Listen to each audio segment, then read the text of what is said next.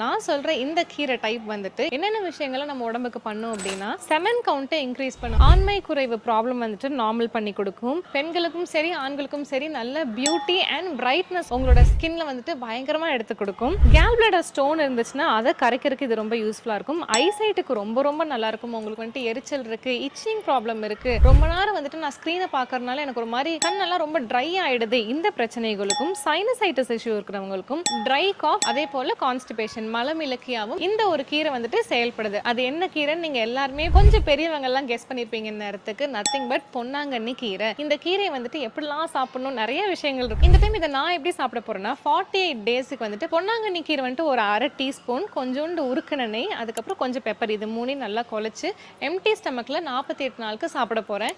இதனால வந்துட்டு நல்ல பியூட்டியும் பிரைட்னஸும் பளபளப்பும் நம்மளோட உடம்புக்கு வரும், ஃபுல் பாடிக்கு வரும்னு சொல்றாங்க. பார்ப்போம், நீங்களும் என் கூட சேர்ந்து ட்ரை பண்ணுங்க.